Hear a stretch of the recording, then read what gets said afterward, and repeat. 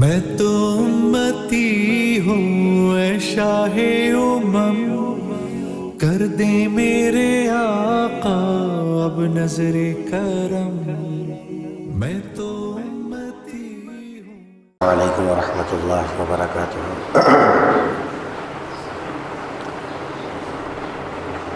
بسم اللہ الرحمن الرحیم۔ الحمد للہ رب العالمین والصلاة والسلام علی سید الانبیاء والمرسلین، لا الہ الا اللہ الحلیم الکریم، سبحان اللہ رب العرش العظیم، الحمد للہ رب العالمین۔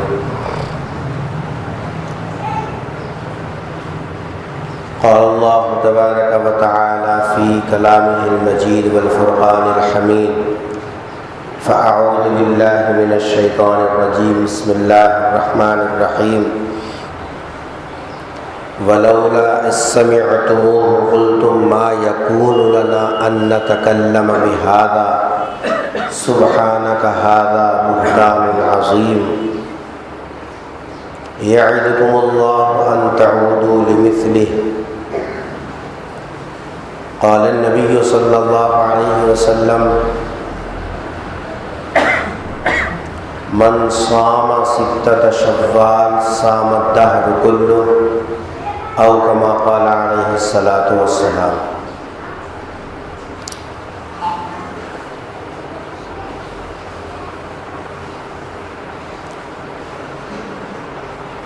عزیزان گرامی،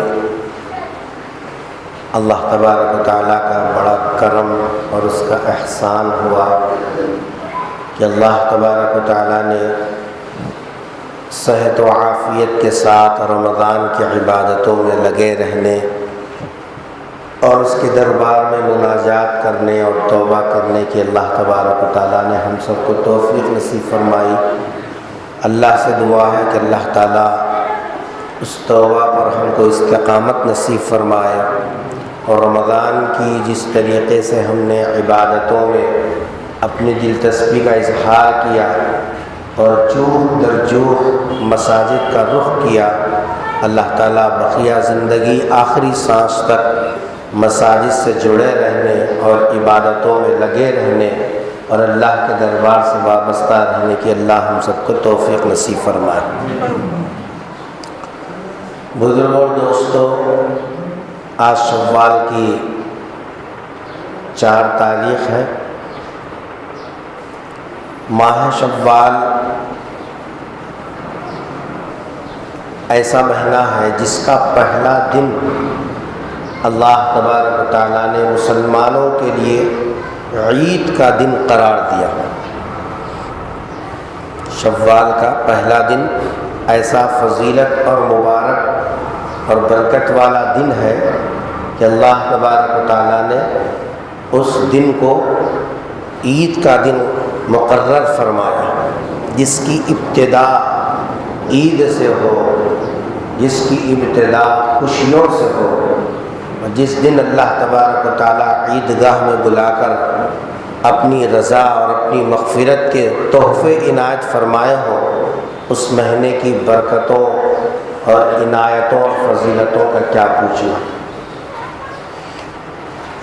اس مہینے کے تعلق سے رسول اکرم صلی اللہ علیہ وسلم نے یہ ہدایت دی کہ جو بندہ مومن رمضان کے روزے رکھنے کے ساتھ ساتھ، یعنی اگلی آنے والی جو فضیلت ہے وہ ان لوگوں کے لیے ہے جنہوں نے رمضان کے روزے مکمل کیے،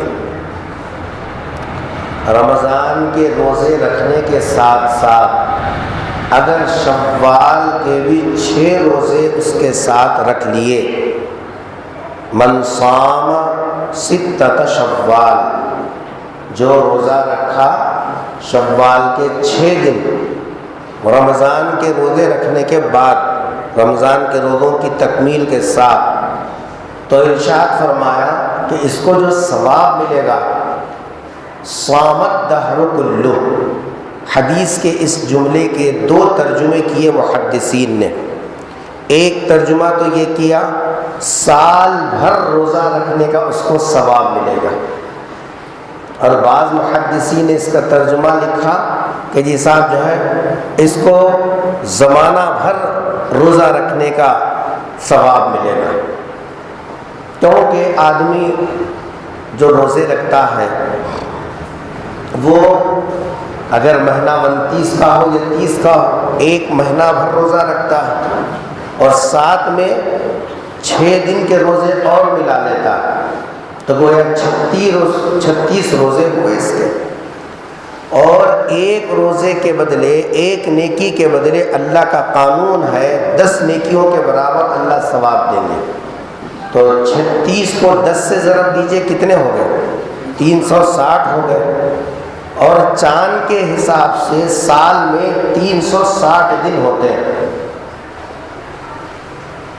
انگریزی حساب سے تو 365 دن ہوتے ہیں، لیکن چاند کے حساب سے بعض مہینے 29 کے اور بعض مہینے 30 کے ہوتے ہیں، اس اعتبار سے اس کے دن کتنے ہو گئے؟ 360۔ تو گویا اگر آدمی رمضان کے روزوں کے ساتھ ساتھ مزید شوال کے 6 روزے اس کے ساتھ ملا لیتا ہے، رکھتا ہے، تو اللہ تبارک و تعالیٰ سال بھر روزہ رکھنے کا ثواب اس کو عطا فرماتے ہیں۔ لیکن یہ اس وقت میں فضیلت ہے جس نے رمضان کے روزے رکھے ہوں۔ اگر رمضان کے روزے چھوٹ گئے یا چھوڑ دیا کسی وجہ سے، تو اب پہلے ان روزوں کی قضا کرنا، اور ہمارے پاس روزوں کی قضا کرنے کا تصور ہی نہیں ہے۔ خواتین تو کر لیتی ہیں لیکن مرد افراد کو روزوں کی قضا کرنے کا تصور بھی نہیں آتا، کیونکہ وہ کاروبار میں ایسے پھنس جاتے ہیں، روزی روٹی اور معیشت کی جیسا تلاش میں ایسے لگ جاتے ہیں کہ ان لوگوں کو روزوں کی قضا کی فکر ہی نہیں ہوتی۔ عورتیں پھر بھی فکر سے رکھ لیتی ہیں، لیکن ہم لوگوں کو اس کا اہتمام کرنا چاہیے کہ جو روزے چھوٹ گئے پہلے ان کی قضا کر لینا، پھر اس کے بعد میں اگر شوال کا مہینہ باقی رہا تو شوال کے 6 روزے بھی رکھ سکتے ہیں، اور شوال کے یہ روزے ایک ساتھ رکھنا ضروری نہیں ہے، پورے مہینے میں کبھی بھی 6 روزے مکمل کر لے، اتوار کو رکھ لیا، چھٹی کو رکھ لیا، جیسا 2 روزے رکھ کے بیچ میں 2 روزوں کا جیسا وقفہ کیا، کبھی بھی پورے مہینے کے اندر رکھو، شوال ہی کے روزے شمار ہو۔ لیکن پہلے فرض روزے مکمل ہونا، عورتوں کو اس کی ترغیب دینا چاہیے کہ جیسا پہلے تم اپنے روزوں کی قضا کر لو، ورنہ تو وہ دوسرا رمضان آنے تک یہ روزوں کی قضا ہی نہیں ہوتی، اور ہم بڑے خوش فہم مبتلا کہ صاحب رمضان گیا تو بس سب کچھ چلا گیا۔ ایسا نہیں ہے، بلکہ ان روزوں کی قضا کرنا، اس کے بعد میں یہ نفل روزوں کا اہتمام کرنا چاہیے۔ اور اگر کچھ لوگ ایسے ہیں جو رمضان میں اپنی بیماری کی وجہ سے یا بڑی عمر کی وجہ سے روزہ نہیں رکھے اور آئندہ روزہ رکھنے کی کوئی امید بھی نہیں ہے، جیسے بڑی عمر کے افراد ہیں وہ لوگ روزہ نہیں رکھ سکتے، اور اب آگے صحت ملنے کی بھی کوئی امید نہیں، یا ایسی بیماری آ گئی کہ جس کے اندر آدمی روزہ رکھ ہی نہیں سکتا، ان حالتوں میں ضروری ہے کہ روزے کا فدیہ ادا کرے۔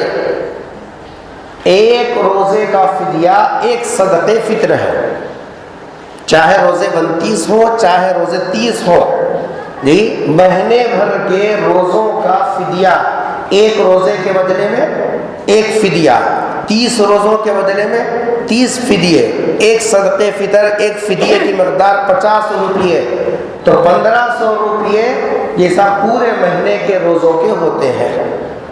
تو ہم یہ بات کی کوشش کریں کہ اپنی طرف سے اگر روزہ نہیں رکھ سکتے تو ایسی صورت میں کیا کرنا؟ فدیہ ادا کرنا۔ اور اگر خود روزہ رکھ لیا ہے، ہمارے ماں باپ ہیں، دادا دادی ہیں، نانا نانی ہیں، جیسا بڑی بہنیں ہیں، یہ لوگ روزہ نہیں رکھ رہی ہیں، تو ایسی صورت پر ان کو صحت کی امید بھی نہیں ہے، آئندہ رکھنے کی توقع بھی نہیں ہے، تو ایسی صورت میں جو گھر چلانے والا ذمہ دار ہے، جو بیٹے اور اولاد ہیں، ان کی ذمہ داری ہے کہ ماں باپ کے فرائض کی ادائیگی میں تعاون کریں، جیسے ان کے کھانے کپڑے کا خیال کرتے ہیں، جیسا ان کے اچھے برے دوا ڈوری کا خیال کرتے ہیں، ویسے عبادتوں کی تکمیل میں بھی اولاد ان کا تعاون کرنا۔ ہمارے پاس کیا ہے؟ ہر بیٹا کپڑے بنانے کو حق ادائیگی سمجھ رہا، سب بول رہے ہم کپڑے بنا رہے ہیں، کپڑے بنانا ہی ماں باپ کا حق نہیں ہے۔ ماں باپ کے حقوق جیسے کپڑے بنانے میں ہے، ویسے ماں باپ کے حقوق ان کی عبادتوں کی ادائیگی میں تعاون کرنا۔ تم نے ماں باپ کی ادائیگی، حقوق کی ادائیگی کے لیے ایک جوڑا کپڑے 1500 روپے کا لایا، تو وہی 1500 روپے اگر صاحب ایک بیٹا کپڑے بنایا، دوسری اولاد صاحب اگر ماں باپ کی طرف سے فدیہ ادا کرے تو کیا ماں باپ کا حق ادا نہیں ہوگا؟ ان کے لیے کتنی بڑی ذمہ داری کی ادائیگی ہوگی۔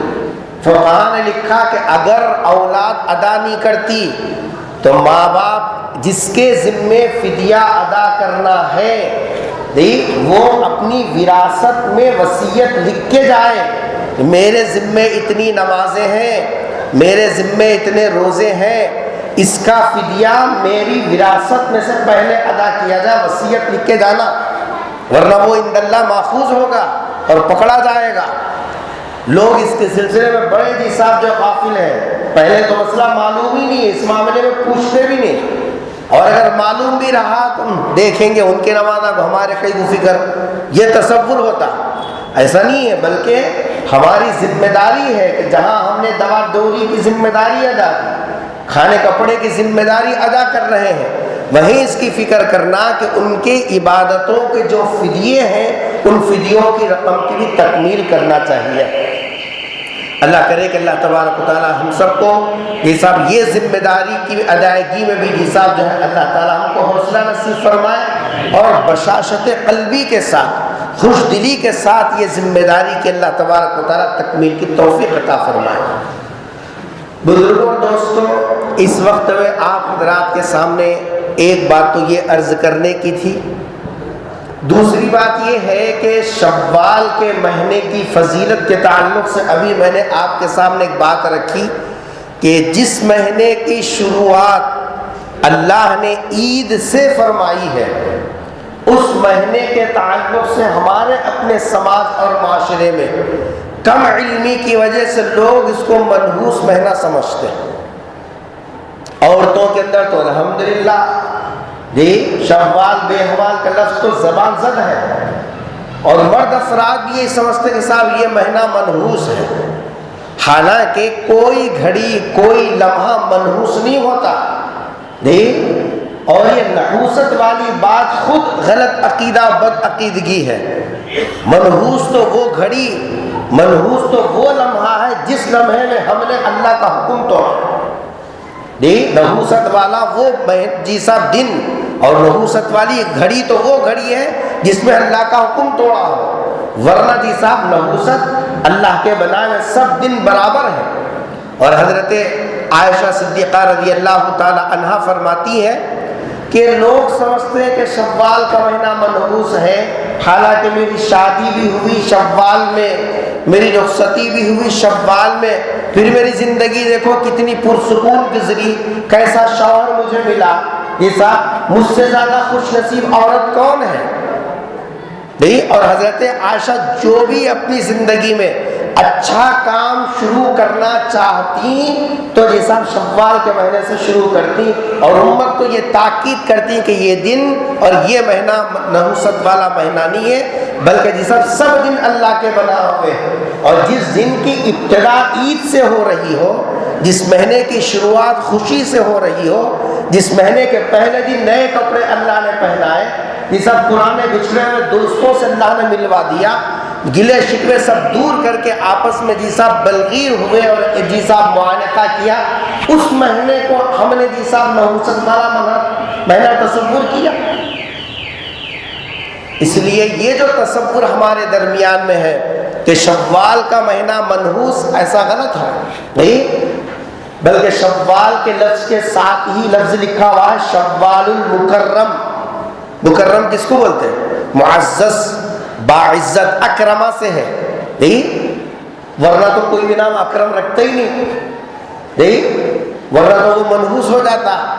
اکرم کے معنی باعزت، سب سے زیادہ عزت والا، بزرگی والا، اسی لیے قرآن کو قرآن کریم بولتے ہیں، اکرم سے کریم بنا۔ تو شوال کا جو مہینہ ہے شوال المکرم کہتے ہیں، باعزت، بزرگی والا، عزت والا مہینہ، ایسی بزرگی کہ اس کا پہلا دن کیسا ہے؟ عید کا دن ہے۔ ایسا بزرگی والا مہینہ کہ اللہ نے اس دن عیدگاہ میں بلا کر بندوں کو جیسا رضا کے پروانے تقسیم کیے۔ ایسی بزرگی والا مہینہ کہ اللہ نے اس دن سب کے گناہ معاف کر دیے۔ اس سے زیادہ بزرگی اور کیا ہو سکتی ہے؟ اس لیے یہ تصور ہمارے سماج اور معاشرے میں کم علمی کی وجہ سے پھیلی ہوئی ہے، اس کو دور کرنا چاہیے۔ اس کے بعد چونکہ حضرت عائشہ صدیقہ رضی اللہ تعالی عنہ کا نکاح بھی اسی مہینے میں ہوا اور آپ کی رخصتی بھی اسی مہینے میں ہوئی، اس لیے میرا اپنا معمول یہ ہے کہ شوال کے مہینے میں حضرت عائشہ صدیقہ رضی اللہ تعالی عنہ کے فضائل اور آپ کے مناقب کے اوپر گفتگو ہو۔ اسی نسبت سے میں نے سورہ نور کی آیت نمبر 16-17 آپ کے سامنے تلاوت کی، جس کے اندر اللہ تبارک و تعالیٰ نے حضرت عائشہ صدیقہ رضی اللہ تعالیٰ عنہ کی پاک دامنی کی گواہی دی اور قیامت تک کے واسطے حضرت عائشہ صدیقہ رضی اللہ تعالیٰ عنہ کی یہ سب صفائی پیش کیا۔ یہاں حضرت عائشہ کے مناقب سے پہلے کچھ ضروری باتیں آپ حضرات کے ذہن میں ہونا ضروری ہے۔ دیکھو، حضرت عائشہ ہے حضور اکرم صلی اللہ علیہ وسلم کی گھر والی۔ حضور کے 10 بیویاں تھیں، غور سے سنو مسئلہ۔ حضور اکرم صلی اللہ علیہ وسلم کی 11 بیویوں میں سے 10 بیویاں حضور کی بیوہ تھیں۔ بیوہ ہونے کی حالت میں سرکار کے نکاح میں آئیں،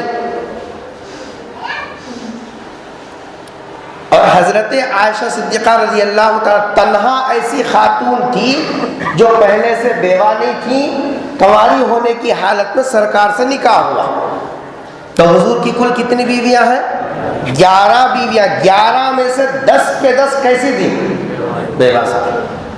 یہاں ایک سوال ہمارے ذہن میں پیدا ہوتا ہے، اور پیدا نبی ہو تو دوسرے مذہب کے لوگ ہمارے پیغمبر صلی اللہ علیہ وسلم کی اس عمل کو لے کر ایک بہت بڑا طوفان بدتمیزی برپا کیا ہوا ہے، اور ہمارے جیسا نوجوان اسلامی تاریخ، حضور کی سیرت اور سیرت کی حکمتوں سے ناواقفیت کی وجہ سے کبھی پریشان بھی ہو جاتے ہیں، اور یہ سوال ذہن میں ہمیشہ کھٹکتا رہتا ہے، آخر کیوں؟ سوال یہ ہے کہ عام مسلمانوں کو کتنی بیویاں کرنے کا اختیار ہے؟ 4 ہے۔ دیکھ، فرمایا کہ اگر ایک بیوی کا حق آدمی مکمل ادا کر رہا ہے تو پھر اس کے لیے دوسرا نکاح کرنے کی اجازت ہے، گنجائش ہے۔ 2 کی بھی ادا کر سکتا ہے، اللہ نے اتنی سکت دی تو تیسری بھی کر سکتا ہے۔ 4 تک ایک مرد کو نکاح کرنے کی شریعت نے اجازت دی، فرض نہیں قرار دیا۔ فرض سمجھ رہے؟ فرض کا مطلب کرنا ہی کرنا، کمپلسری ہے، ایسا نہیں ہے۔ آدمی کی اپنی کیپیسٹی میں موجود ہے کہ وہ ایک بیوی کا حق مکمل ادا کر رہا ہے، اور اس کے پاس مزید اتنی گنجائش ہے کہ وہ دوسری بیوی کو بھی پال سکتا ہے، اس کی ضروریات کی تکمیل کر سکتا ہے، تو اللہ تبارک و تعالیٰ نے اس کو اجازت دی۔ فَانكِحُوا مَا طَابَ لَكُم مِّنَ النِّسَاءِ مَثْنَىٰ وَثُلَاثَ وَرُبَاعَ، 4 تک۔ جب عام امت کو 4 تک اجازت ہے تو پھر نبی کو 11 تک اجازت کیسے ملی؟ کیونکہ ایک امتی نبی کی نقل کریں گے، نبی کی نقل میں ان کے لیے نجات ہے، نبی جیسا کرے ویسا کرنا۔ تو پھر نبی نے 11 بیویاں کی تو ایک مسلمان کو کتنی اجازت ہونی چاہیے؟ اصول کے حساب سے 11 ہونا چاہیے، لیکن قرآن نے کہہ دیا کہ جی صاحب ایک عام مسلمان کو صرف کتنی اجازت ہے؟ 4 تک کی اجازت ہے کس کے پاس بھی نہیں ہے، اجازت ہے صرف۔ حضور اکرم صلی اللہ علیہ وسلم کو 11 تک کی اجازت کیوں؟ اور یہی وہ مسئلہ ہے جس کو خیر لوگوں نے بڑا اچھالا اور کہا کہ جی صاحب نعوذ باللہ من ذالک، تمہارے پیغمبر تو عیاشی کرنے والے تھے، نعوذ باللہ، اور پتا کہ جی صاحب کیا کیا طوفان بدتمیزی سرکار کی کردار کشی کے لیے انہوں نے اس کو بہانہ بنایا، اور ہم دیکھتے رہ جاتے ہیں کہ جی صاحب اس کا جواب کیا دینا چاہیے۔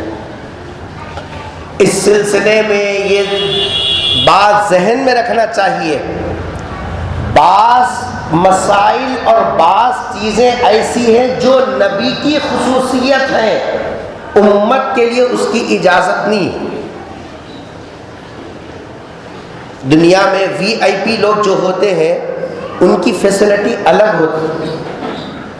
جیسے آپ معمولی بس میں سفر کر رہے ہیں، اگرچہ کہ عمل نہیں ہوتا، 2 سیٹ کے اوپر ریزرو بول کے پہلے سے لکھا ہوا رہتا، ریزرو فار MLA MP بول کے، کبھی چڑھا نہیں ہوں گا مگر یعنی پہلے سے اس کے لیے ریزرو ہے، انہیں ریزرویشن نہیں بھی کرا تو ریزرو ہے۔ وی آئی پی لوگوں کے لیے بعض سہولیات پہلے سے ہوتی ہیں عام لوگوں کے مقابلے، ہر ایک کے اندر ایک ہی سیکشن میں، عام سیکشن میں۔ ریلوے کے اندر اگر آپ ریزرویشن کرانا چاہیں تو جی سب عام لوگوں کا کوٹھا الگ ہے، MLA کا MP کا کوٹھا الگ ہے، اگر اس سے نہیں ملا تو وہ کوٹھے سے آدمی کام چلاتا ہے، ان کے لیے تھوڑی سی فیسلٹی الگ سے ہوتی ہے مخصوص لوگوں کی۔ پوری دنیا میں اللہ کے بعد جو مخصوص زمرہ ہے، جو مخصوص افراد کی جماعت ہے، وہ جماعت کس کی ہے؟ انبیاء علیہ الصلاۃ والتسلیم کی جماعت ہے۔ اللہ کے بعد ان کا مقام ہے، یہ مخصوص طبقہ، مخصوص زمرہ اور مخصوص جماعت ہے۔ تو عام لوگوں کے مقابل میں ان لوگوں کے لیے اللہ کی طرف سے کچھ خصوصی سہولیات دی گئی جو عام لوگوں کو نہیں ہے، عام لوگوں کو نہیں ملتی۔ وہ انہی خصوصیات میں سے مثلا تہجد کی نماز، تہجد کی نماز پیغمبر صلی اللہ علیہ وسلم کے اوپر فرض تھی، بعد میں اس کو نفل کیا گیا، نہ پہلے نبی کے اوپر کیا تھی؟ فرض تھی۔ عام امت کے اوپر فرض ہے نہیں ہے۔ نبی نے امت کو تو 5 نمازوں کی فرضیت کا حکم دیا اور اس کے اوپر پابندی کروائی، لیکن پیغمبر 6 نمازیں پورے اہتمام کے ساتھ ادا کرتے تھے۔ 5 نمازوں کے علاوہ تہجد آپ کے اوپر فرض تھی۔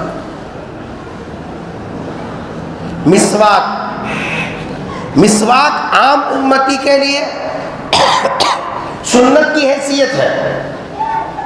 وضو اور نماز کی سنتوں میں مسواک کا ذکر آتا ہے۔ حضور نے فرمایا لولا ان اشق علی امتی لامرتهم بالسواک عند كل صلاۃ، اگر میری امت پر مشقت کا ڈر نہ ہوتا تو میں ان کو ہر نماز کے لیے یہ سب مسواک کرنے کا پابند بنا دیتا، لیکن چونکہ مشقت ہے اس لیے پابند نہیں کیا، سنت قرار دیا۔ لیکن نبی کے لیے مسواک کرنا فرض تھا، اتنا فرض تھا کہ جب آپ یہ صاحب جو ہے نزا کی کیفیت میں آئے اور آخری جی صاحب جو ہے موقع تھا، نزا کی کیفیت آپ کے اوپر طاری ہوئی اور بیماری حد سے زیادہ بڑھ گئی، حضرت عائشہ صدیقہ رضی اللہ تعالیٰ کے حجرے میں تھے، ایک صحابی آئے جن کے جی صاحب ہاتھ میں مسواک تھی، سرکار گھور کے دیکھنے لگے وہ صحابی کے ہاتھ کو جن کے ہاتھ میں مسواک تھی، تو گھر والی نے محسوس کیا کہ سرکار مسواک کے طلبگار ہیں۔ نبی کی مسواک لی سخت تھی، حضرت عائشہ نے چبا کر حضور اکرم صلی اللہ علیہ وسلم کے لیے صاحب دانت مبارک پر پھیرا۔ یہ آخری موقع پر حضور اکرم صلی اللہ علیہ وسلم نے مسواک کیا اور اس کا اہتمام کر کے بتلا کہ امت کے نبی کے لیے ایک مسواک کتنی اہمیت کی حامل تھی۔ اس کے بعد آپ نے اللہم بالرفیق الاعلیٰ کہتے ہوئے دنیا سے پردہ فرما گئے۔ تو مسواک امت کے لیے تو سنت اور نبی کے لیے فرض، تہجد امت کے لیے سنت لیکن نبی کے لیے فرض۔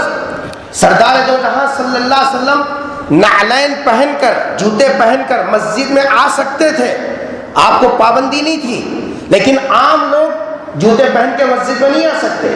کیوں نہیں آ سکتے؟ نبی کے جوتوں کو، نبی کے نعلین کو گندگی نہیں لگ سکتی، آپ کی چپلوں کو گندگی نہیں لگتی۔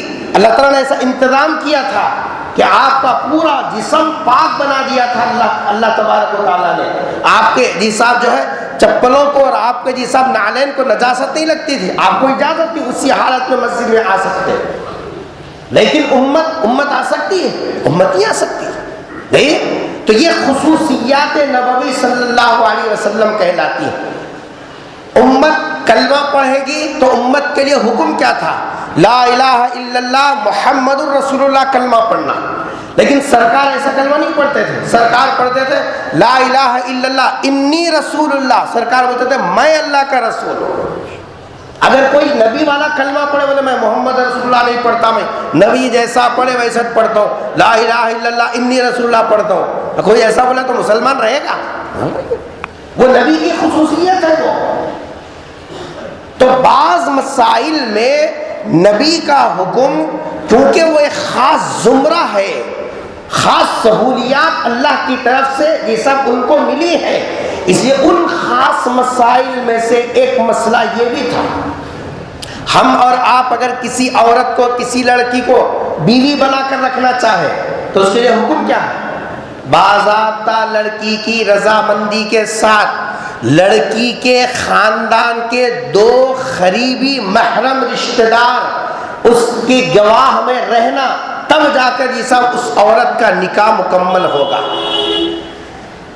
اس کے بغیر نکاح مکمل نہیں ہوگا. عورت کی رضا شرط, مہر کا تقرر شرط, 2 گواہوں کی موجودگی شرط. ان شرائط کے ساتھ نکاح ہوگا, وہ عورت حلال ہوگی. نبی کے لیے ایسا مسئلہ نہیں تھا.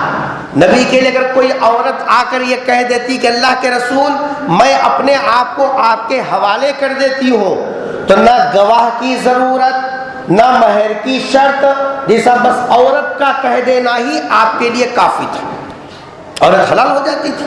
قرآن میں موجود ہے یہ مسائل, خالصۃ لک من دون المؤمنین. اے پیغمبر یہ کیفیت آپ کے ساتھ خاص ہے, عام مومنین کے واسطے نہیں ہے یہ. تو یہ انبیاء علیہ الصلاۃ والتسلیم ایک خاص زمرے کے افراد ہیں, اس لیے ان کے جو مسائل ہیں وہ خاص حیثیت رکھتے ہیں, عام لوگوں کو اس کی اجازت نہیں. ان میں سے ایک مسئلہ یہ ہے کہ پیغمبر صلی اللہ علیہ وسلم کو اللہ نے جیسا 11 تک کی اجازت دی تھی, عام لوگوں کے لیے وہ اجازت نہیں ہے. عام ایمان والوں کے لیے 4 تک کی اجازت ہے. حکمت کیا ہے؟ اللہ نے نبی کو ایسی سہولت کیوں دیا؟ حکمت کیا ہے؟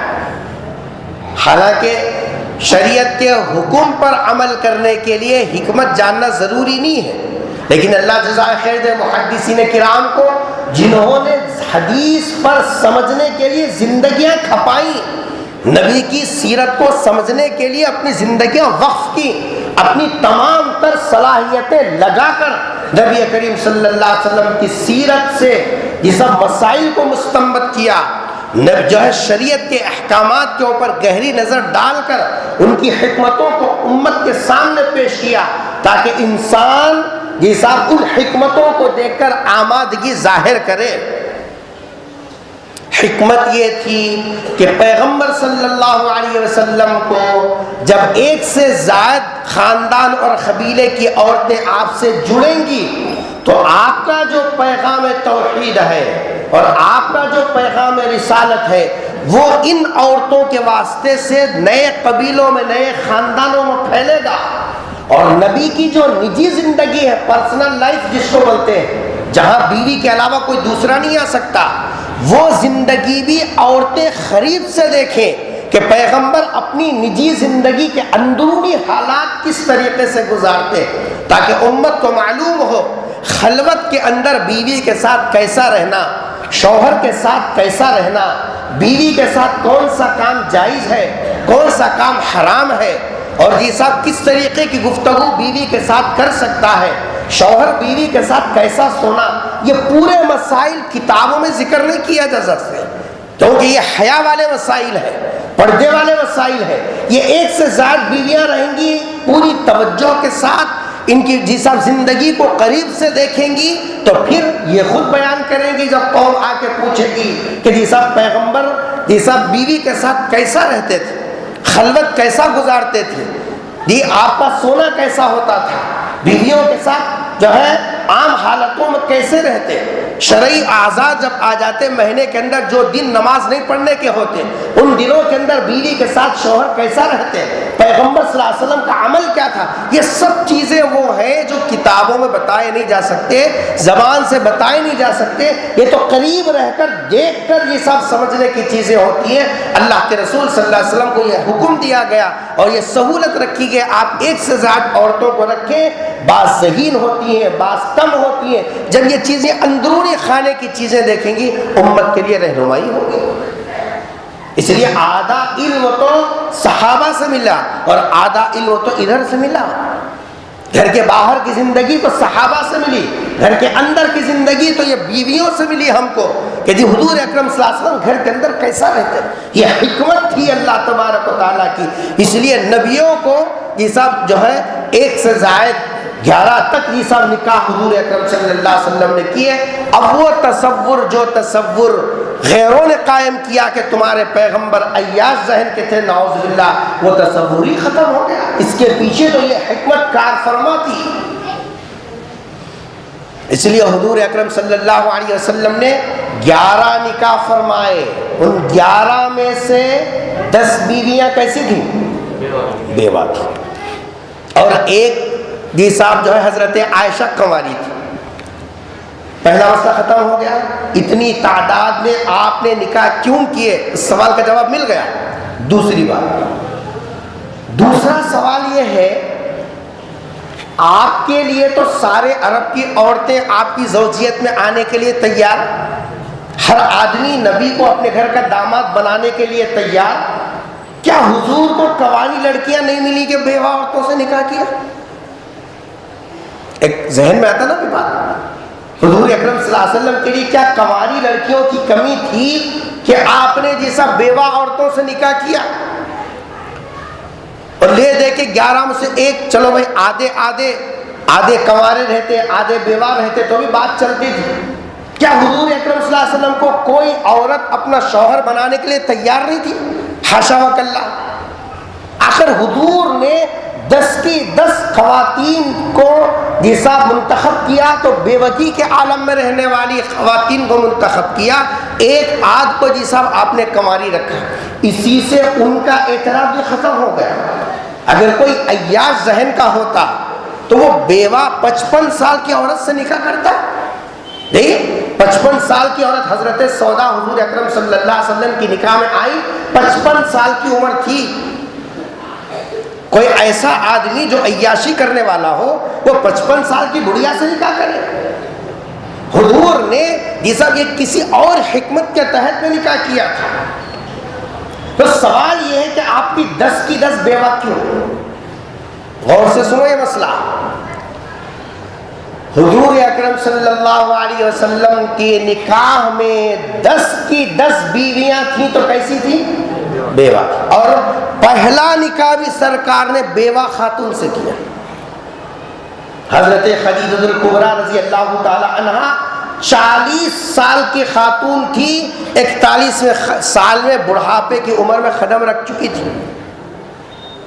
جہاں جوانی کا زمانہ ڈھلنا شروع ہوتا وہاں حضرت خدیجہ کا قدم پڑا. اور سرکار تو عین شباب کے جیسا عمر میں تھے، 25 سال کی نوجوان عمر تھی. حضور 25 سال کے نوجوان اور حضرت خدیجہ 40 سال مکمل کر چکی. 2 مرتبہ آپ کے شوہر، 2 مرتبہ نکاح ہوا دوسرے شوہروں سے، دونوں کا دونوں انتقال ہو گیا. ایسی عمر کی خاتون سے آپ نے نکاح کیا، ایسا کیوں؟ اس سوال کا جواب سنیے.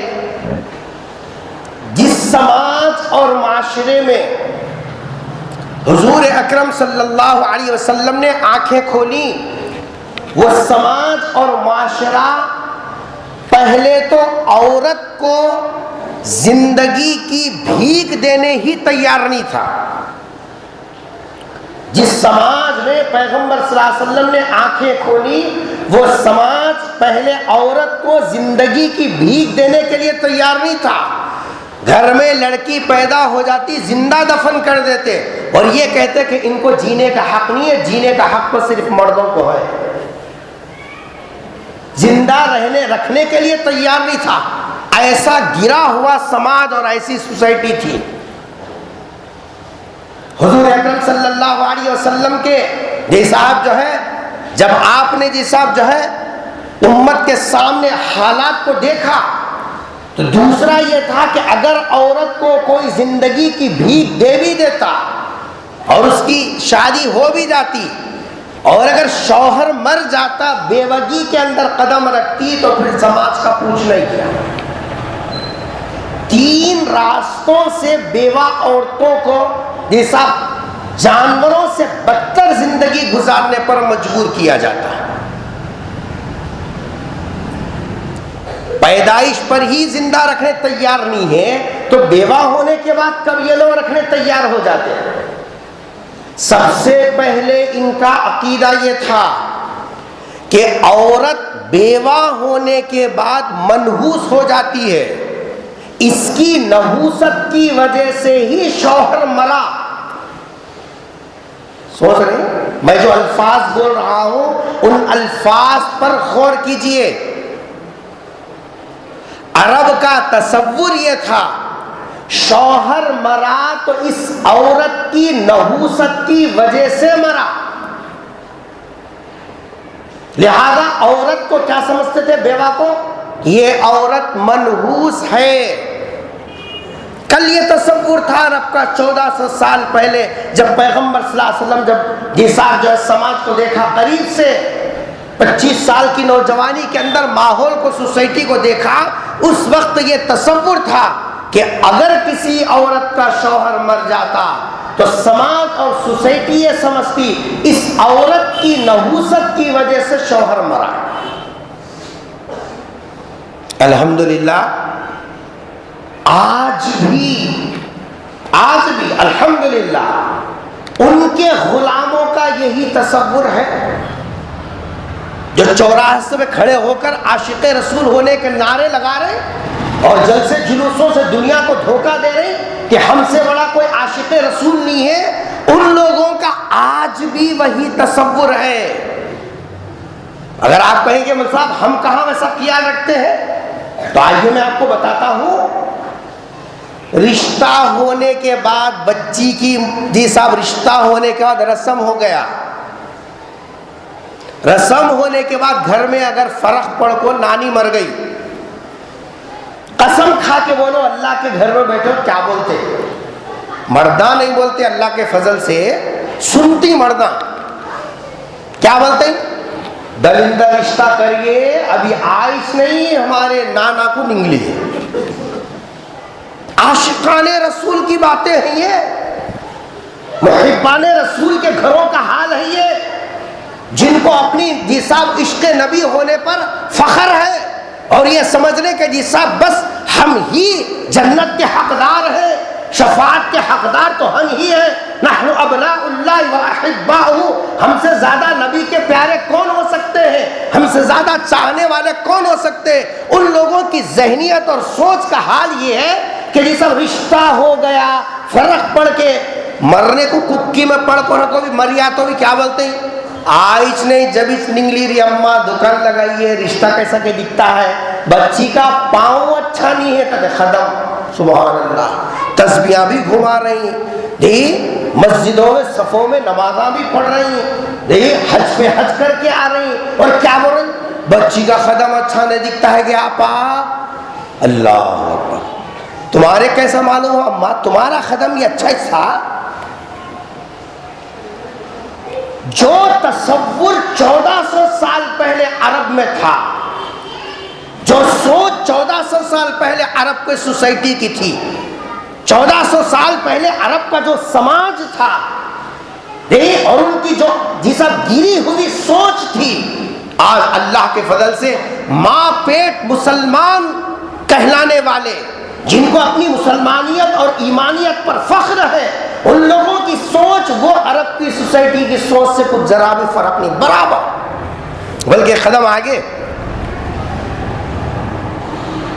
رسم کے بعد نہیں ہوا، شادی کے بعد ہوا، دلہن کا قدم اچھا نہیں ہے، بن کو نہیں آیا، کیا نہیں آیا؟ بن کو نہیں آیا، سبحان اللہ۔ ارے تقدیر بنانا، بگاڑنا، نصیبہ اچھا لکھنا خراب لکھنا، مقدر کو سنوارنا، مقدر کو بگاڑنا، یہ کس کے قبض قدرت میں ہے؟ اللہ کے قبض قدرت میں ہے۔ تم نے ان کے حوالے کر دیا اور بولا کہ جی صاحب بچی کا قدم اچھا نہیں ہے، دولہن بن کو نہیں آئی، کہتے گھر کی بہو بن کو نہیں آئی ہمارے خاندان کو۔ وارے مسلمان، شرارتہ تم کرو، نفسیات کا دخل تم کرو، آپس میں تم لڑ لو اور یہ بولو بہو کا قدم اچھا نہیں ہے، آئے جب سے دو بھائیاں لڑ لیتے تھے، لڑو تم، نسبت اس کی طرف کرو، عمر تمہاری ختم ہو جائے نسبت اس کی طرف کرو، حساب تمہارا رزق ختم ہو جائے نسبت اس کی طرف کرو۔ یہ وہی سوچ ہے جو 1400 سال پہلے عرب کی سوچ ہے۔ غور تو کرو ہم کیسے نبی کے غلام ہیں۔ آج کوئی گھر ایسا بتاؤ، کوئی خاندان ایسا بتاؤ، کوئی نبی کے عاشق کے زبان کے ایسے الفاظ یہ سب آپ کی سماعتوں سے نہیں ٹکراتے، جو گھروں کے اندر یہ سننے میں نہیں آتا۔ اب یہ شوہر نامدار جو بکے ہوئے شوہراں ہیں، کہاں بیوی کو بول سکتی پلٹ کو؟ گھر میں بول سکتے ہیں کیا نہیں بولنا جی ایسے بات؟ بکے ہوئے ہیں، ان کی اتنی ہمت ہے کہاں کہ گھر کی عورتوں کی اصلاح کر سکے اور ان کو بول سکے؟ جو اس وقت میں سوچ تھی آج بھی الحمدللہ مسلمانوں کے عورتوں کا وہی حال ہے۔ بعض تو ایسے نیچ ذہن کے، میں لفظ عمدن استعمال کر رہا ہوں، ایسی نیچ ذہنیت کے ہیں رشتہ ہی توڑ دیتے۔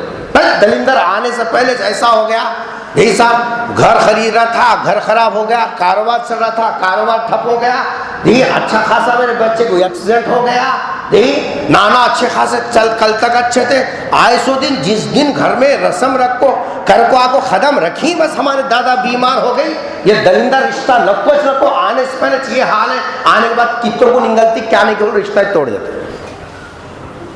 تیری بہن کو بھی جب رشتہ کرتا نا وہاں سسرال میں ویسے ہوا تو ویسے توڑ کو لاتا، کیا جی بولتے نہیں توڑ کو لاتا، جب تھوڑے جب آستین اٹھاتا چلو فتویٰ پوچھیں گے مول صاحب سے، یہ شیخ اسلامی تعلیم قرآن میں ایسے لکھوا ہے کیا؟ اپنی بہن کا رشتہ آیا، اپنی بہن کا معاملہ آیا، اپنی بیٹی کا مسئلہ تو فتوی یاد آتی، اور پرے گھر کی بچی کو کر کو لانے کے واسطے دلندر کا قدم اچھا نہیں ہے، بن کو نہیں آتا کو رشتے توڑتی ہوں۔ ایمان دیکھو کتنا بودا ہے، یقین اللہ کی ذات کے اوپر سے کیسا ہٹا ہوا ہے۔ جس سماج میں عورت پر ظلم کرتی ہو اور اس طریقے کی سوچ رکھتی ہو، آپ بتلائیے ایمان والی سوچ ہے؟ گھروں میں دینداری کہاں ہے؟ ہم سمجھ رہے سر پہ پلو آ گیا تو دینداری سمجھ رہے، سر پہ پلو کا نام دینداری نہیں ہے۔ انسان کے عقیدے بھی درست ہو، اس کے عبادات بھی درست ہو، اس کی معاشرت بھی درست ہو، اس کے معاملات بھی درست ہو، اس کے اخلاقیات درست ہو، دین کے یہ 5 شعبے جس کے اندر مکمل ہو وہ ہے دیندار۔ ہم نے دینداری کو سمجھا سر پہ ٹوپی لگانا دینداری، سر پہ پلو رکھنا دینداری، بقیہ سب 12 خون معاف۔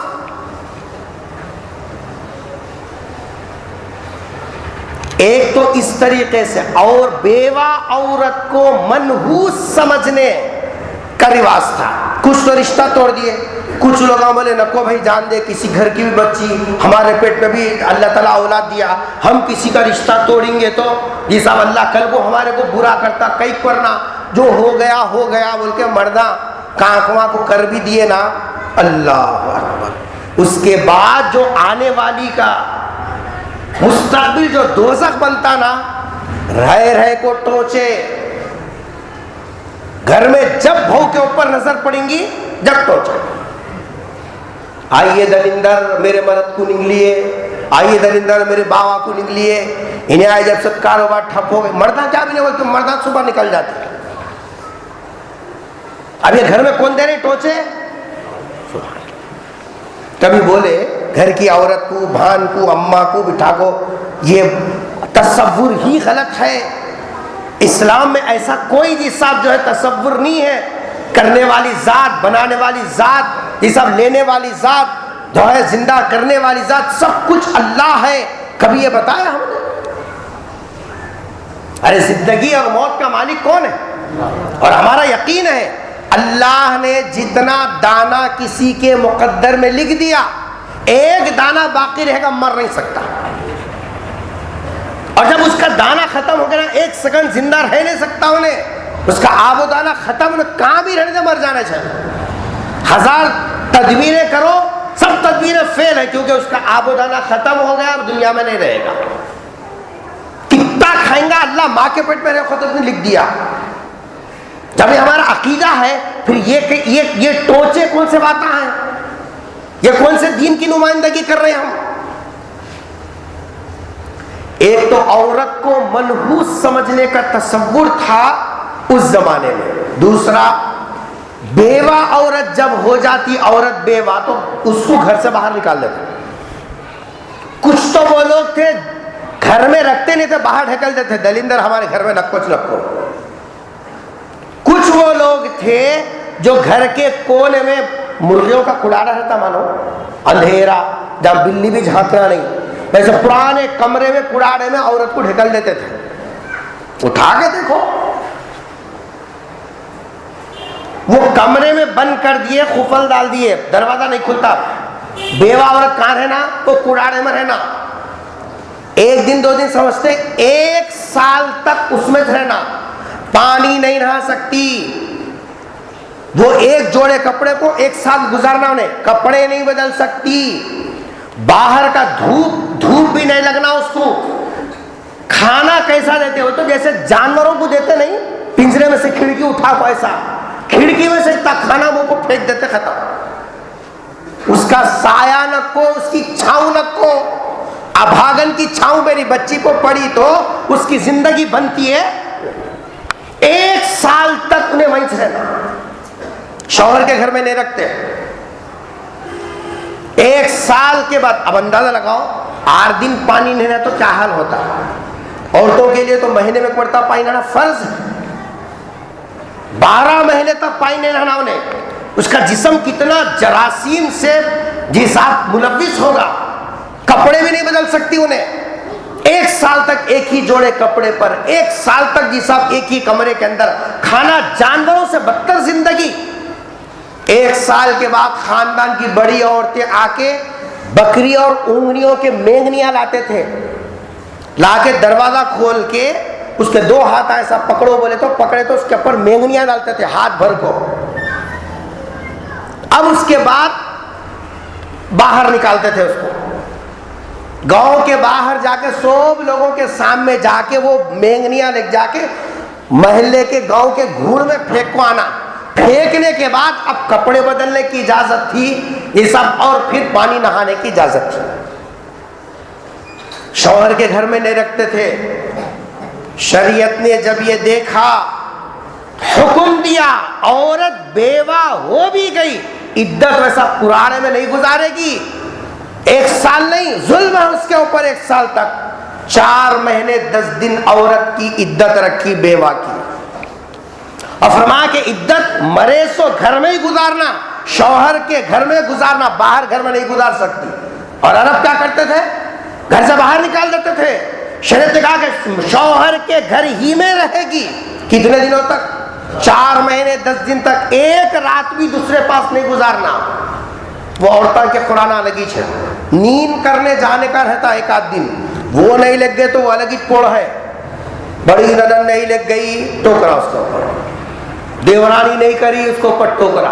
نیند کرنے جانا بول تو 4 مہینے 10 دن میں کب تو بھی 1 دن پرائی گھر میں لگ جا کو، سلا کو، پھر وہاں کپڑے بنا کو لا کو چھوڑنا. یہ سب غیر اسلامی تصورات ہیں. عورت 4 مہینے 10 دن تک اپنے شوہر ہی کے گھر میں عدت گزارے گی. 1 رات بھی باہر نہیں سو سکتی. یہ ان کا دوسرا تصور تھا. بیوہ کو عدت گزارنے گھر میں نہیں رکھتے تھے، کلاڑے میں ڈالے تو جنگل میں بھیج دیتے، جاؤ جنگل میں رہو. یہ دوسرا ظلم تھا. تیسرا ظلم تھا عورت بیوہ عورت سے نفرت کرتے تھے، قریب نہیں کرتے تھے کوئی بھی.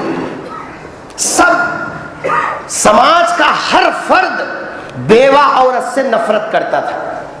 آج بھی الحمدللہ وہی چیز، پڑھے لکھے لوگ ہیں، یہ صاحب نبی کے غلام اور عاشقہ ہیں. حال کیا ہے معلوم؟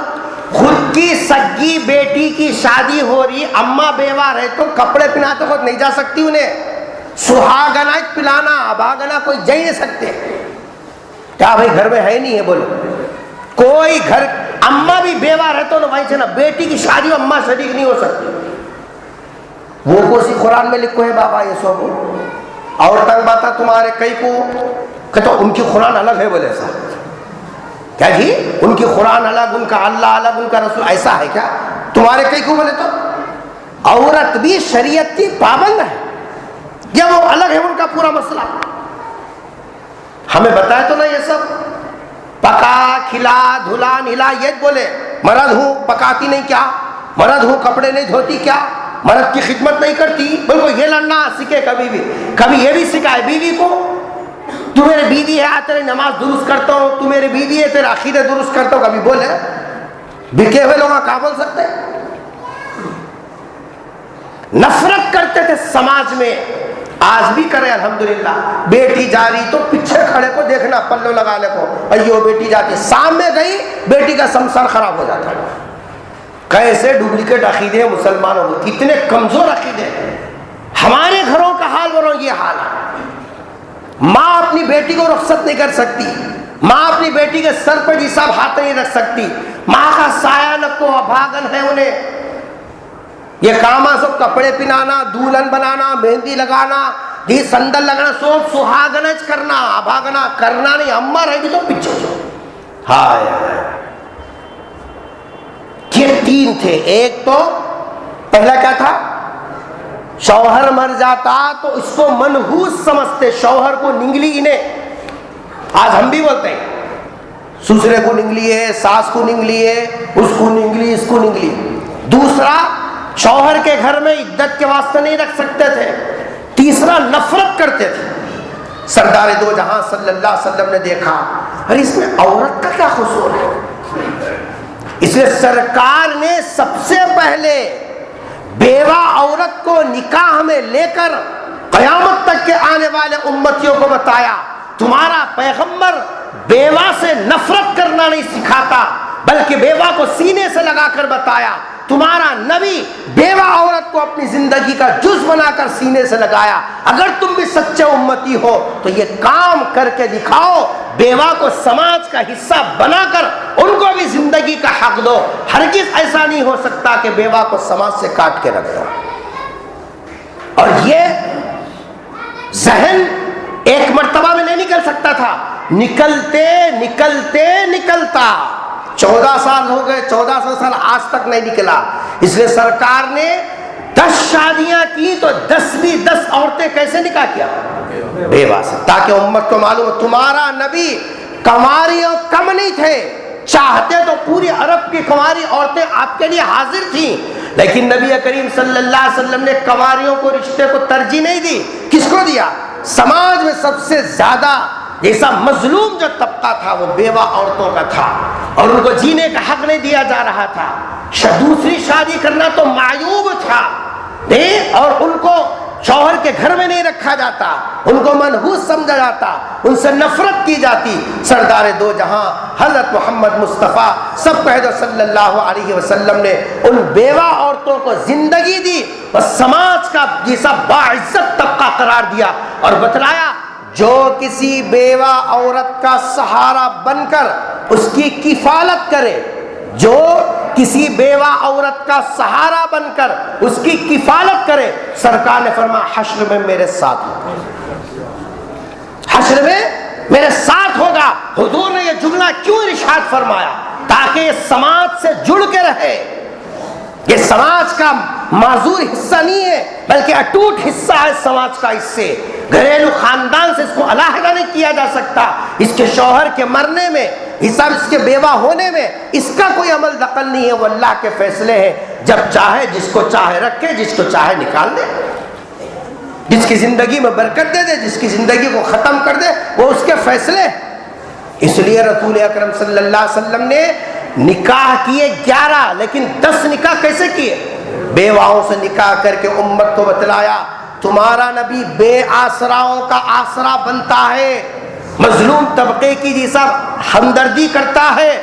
اگر واقع ہم بھی حضور اکرم صلی اللہ علیہ وسلم کے سچے عاشق اور سچے غلام ہیں تو پھر یہ جو ذہنیت ہماری ہے، رشتہ ہونے کے بعد کسی کا انتقال ہو گیا تو اس کو منحوس سمجھنا اور اس کو زندگی بھر ٹوچے دینا اور تانے دینا اور شوہر کے گھر سے اس کو نکال دینا، جی صاحب اس کو عدت مکمل کرنے نہیں دینا، یا پھر جی صاحب خوشی کے موقع پر اس کا سایہ پڑنے نہیں دینا، اپنی بیٹی کی رخصتی کے وقت میں نہ پھول پہنا سکتی، نہ مہندی لگا سکتی، نہ ہلدی لگا سکتی، نہ جی صاحب کپڑے پہنا سکتی، کچھ نہیں کر سکتی، ایک مجبور محض بن کے جی صاحب پتلا بن کے دور کھڑے رہنا، یہ نہیں کر سکتی۔ خوشیوں میں اس کو شریک کرنا نبی کے سچے ہونے جی صاحب نبی کے سچے غلام ہونے کی نشانی اور پہچان، یہ ہے وہ حکمت اور یہ ہے اس کے پیچھے راز جو رسول اکرم صلی اللہ علیہ وسلم نے 10 کی 10 عورتوں سے نکاح کیا تو کیسی بیوہ کی جی سب عالم میں زندگی گزارنے والی، اور بتا کہ یہ سماج کا کچلا ہوا حصہ ہے، ان کو عزت دو، ان کو مقام دو، ان کو سماج کے اندر جی سب لا کے باعزت زندگی گزارنے کا موقع دو۔ حضور نے عورتوں پر یہ احسان کیا۔ یہ ہے وہ 2 باتیں جو مجھے بتانا تھا۔ ٹھیک، اب رہ گیا حضرت عائشہ صدیقہ رضی اللہ تعالی عنہا سے نکاح آپ نے کیسے کیا؟ 11ویں شادی بھی آپ بیوہ سے کر لیتے؟ اس کے پیچھے کیا راز ہے؟ انشاءاللہ اگلے جمعہ اس کی جی صاحب وضاحت کریں گے۔ دعا فرمائیے کہ اللہ تبارک و تعالی ہم سب کو جی صاحب جو ہے حضور کی سیرت کو گہرائی کے ساتھ سمجھنے اور اس کے پیچھے جو عوامل ہیں اس کو سمجھ کر اس پر عمل کرنے کی توفیق نصیب فرمائے۔ ربنا آتنا فی الدنیا حسنہ وفی الآخرۃ حسنۃ وقنا عذاب النار رب اجعلنی مقیم الصلاۃ ومن ذریتی ربنا تقبل دعا ربنا اغفر لی ولوالدی وللمؤمنین یوم یقوم الحساب سبحان ربک رب العزۃ عما یصفون وسلام علی المرسلین والحمد للہ رب العالمین۔